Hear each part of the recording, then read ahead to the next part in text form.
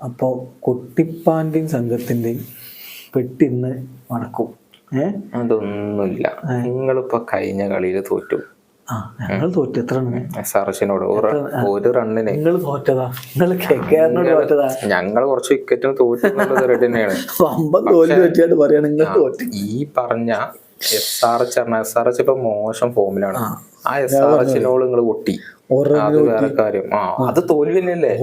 നിങ്ങൾ തോറ്റ 7 വിക്കറ്റിന് വെട്ടിക്കുന്നത് തോറ്റ ഒന്നും വിഷയമില്ല. ഞങ്ങൾ ഒരെണ്ണം തോറ്റാണ് പ്രശ്നം. ഞങ്ങൾ ഒന്നാമത്, നിങ്ങൾ ആറാമതുമാണ്. നിങ്ങൾ വലിയ രണ്ട് അതിപ്പോ ജയിച്ചോണ്ട് വന്നാൽ ഞാൻ തിരിച്ചു ജയിക്കണ്ടേ. അത് വേറെ കാര്യം. നിങ്ങൾ വലിയ സംഭവമാണ് വലിയ സംഭവമാണെന്നുള്ള തോന്നലില്ലേ ഞങ്ങക്ക്. കഴിഞ്ഞ കളി തോറ്റപ്പോ നിങ്ങൾക്കൊന്ന് ഒലഞ്ഞു.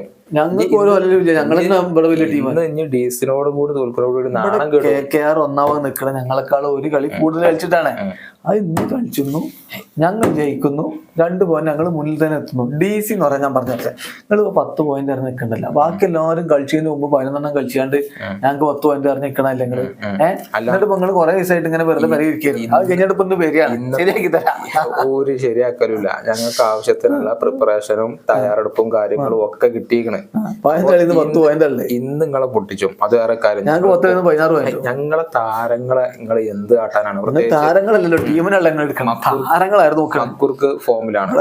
അതുപോലെ തന്നെ സ്റ്റെപ്സ് ഒക്കെ കപ്പാസിറ്റി ഒക്കെ ഉണ്ടല്ലോ. ഷായ് ഹോപ്പ് നല്ല പ്ലേയേഴ്സ് ഒന്നും ഒരു ഹോപ്പും വേണ്ട.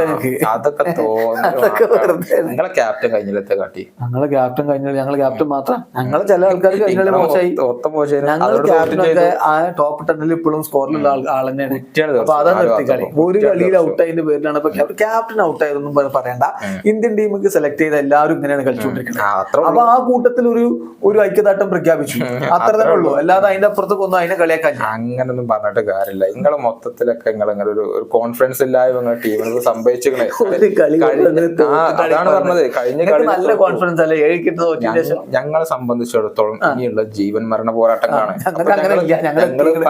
അതിന്റെ ആലസ്യത്തിന് ഞങ്ങൾ പരമാവധി മികച്ച പ്രകടനം നടത്തും. അപ്പൊ ഞങ്ങൾക്കാണ് മാനസികമായിട്ട് മത്സരത്തെ മുൻതൂക്കം. നിങ്ങൾ ജീവൻ മരണ പോരാട്ടം നടത്തി ജീവിക്കുക മരിക്കുക അത് ഞങ്ങൾക്ക് പ്രശ്നമില്ല. ഞങ്ങൾ പ്രാവശ്യം ക്വാളിഫയർ കളിച്ചും ചെയ്യും, ഈ കപ്പായിട്ട് പോവുകയും ചെയ്യും.